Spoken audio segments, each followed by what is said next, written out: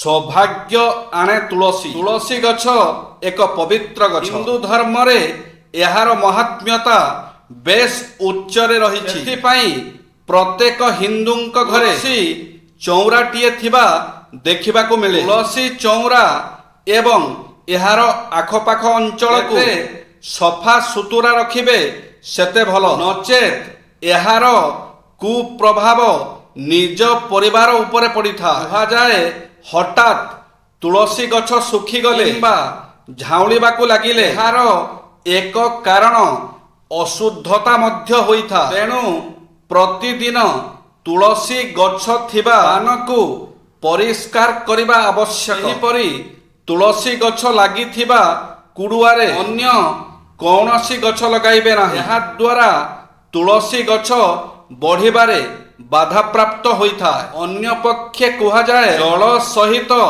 କ୍ଷୀର ମିଶାଇ ଚଉରାରେ ଦେଲେ ତୁଳସୀ ଗଛ ଭଲ ବଢ଼ିବା ସହ ସବୁଜ ଶ୍ୟାମଳା ହୋଇଥାଏ। ସେହିପରି ସନ୍ଧ୍ୟା ବେଳେ ତୁଳସୀ ଚଉରା ପାଖରେ ଜଳା ଯାଉଥିବା ଦୀପ ଲିଭିଗଲା ପରେ ସଙ୍ଗେ ସଙ୍ଗେ ନେଇ ଆସିବା ଦରକାର, ନଚେତ୍ ଏହା ନକାରାତ୍ମକ ଉର୍ଜା ଉତ୍ପନ୍ନ କରିଥାଏ।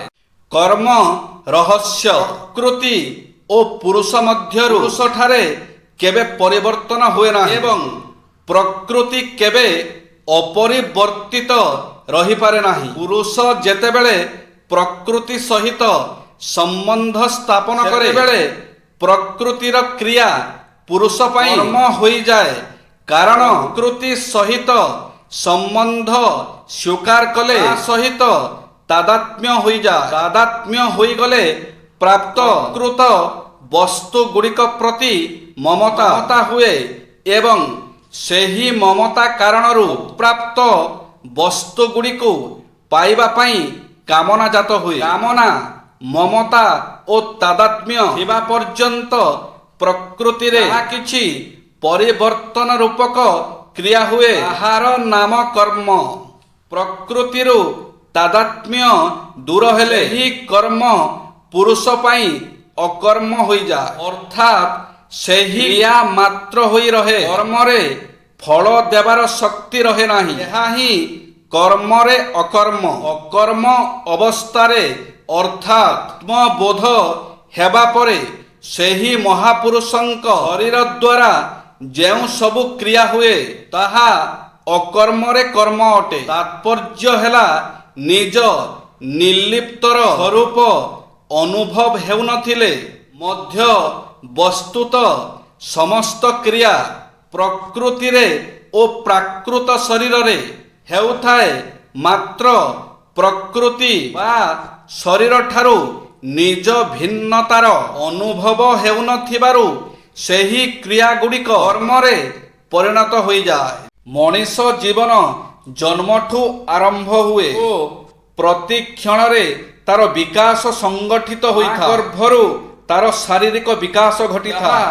ଯୌବନର ଅନ୍ତ ଯାଏ ଚାଲୁ ରହି ବାର୍ଦ୍ଧକ୍ୟରେ ରୋକିଯାଏ। ଯେଉଁମାନେ ଶାରୀରିକ ସ୍ୱାସ୍ଥ୍ୟ ସଚେତନ ସେମାନେ ଏହି ବିକାଶକୁ କମ୍ ହେବାକୁ ଦିଅନ୍ତି ନାହିଁ। ମଣିଷର ଲକ୍ଷ୍ୟ ହେଲା ସମ୍ପୂର୍ଣ୍ଣ ବିକାଶ। ଲକ୍ଷ୍ୟ ପ୍ରାପ୍ତି କଲା ପରେ ମଣିଷ ସନ୍ତୁଷ୍ଟି ଓ ଆନନ୍ଦ ପାଇଥାଏ। ସବୁ ଲକ୍ଷ୍ୟର ମୂଳ ଲକ୍ଷ୍ୟ ହେଲା ସମ୍ପୂର୍ଣ୍ଣ ବିକାଶ। ସମ୍ପୂର୍ଣ୍ଣ ବିକାଶ ତାହାକୁ କୁହାଯାଏ ଏଥିରେ ମଣିଷର ପୂର୍ଣ୍ଣ ବିକାଶ ହୋଇ ଅଭିବ୍ୟକ୍ତି ହୋଇଥାଏ। ପୂର୍ଣ୍ଣ ବିକାଶ ଦ୍ୱାରା ଶତ୍ରୁ ବା ବାଧାରୁ ମୁକ୍ତି ମିଳେ। ମିତ୍ର ବା ଗୁଣର ବୃଦ୍ଧି ହୁଏ, ଅଧିକ ଉଜ୍ଜଳ ହୁଏ। ଏହା ଛଡ଼ା ଜୀବନର ଶାରୀରିକ, ମାନସିକ, ଆର୍ଥିକ, ସାମାଜିକ ଓ ଆଧ୍ୟାତ୍ମିକ ପରି ପାଞ୍ଚଟି ଭାଗରେ ଉନ୍ନତି ପରିଲକ୍ଷିତ ହୁଏ। ଆଜିର କିଛି ଅମୃତବାଣୀ। ଉପକାର କଦାପି ବ୍ୟର୍ଥ ହୁଏ ନାହିଁ। ସତ୍ କର୍ମରେ ଜୀବନ ଅତିବାହିତ ହେଲେ ଅମୃତମୟ ମୃତ୍ୟୁର ସନ୍ଧାନ ମିଳିଥାଏ। ଭଗବତ ବିଶ୍ୱାସର ଅଭାବ ଯୋଗୁଁ ଆମ୍ଭେମାନେ ମଣିଷକୁ ଭୟ କରିଥାଉ। ଛାତ୍ରମାନେ ହେଉଛନ୍ତି ଭବିଷ୍ୟତର ମୂର୍ତ୍ତିମନ୍ତ ଆଶା। ଉପକାରୀର ଧନ ସମ୍ପତ୍ତି କଦାପି ହ୍ରାସ ପାଏ ନାହିଁ। ଉପକାର କରି କୌଣସି ଆଶା ରଖିବା ନିଜର ସତ୍ କର୍ମ ଉପରେ ଆଞ୍ଚ ଆଣିବା ଛଡ଼ା ଅନ୍ୟ କିଛି ନୁହେଁ। ଜୟ ଶ୍ରୀ ଜଗନ୍ନାଥ।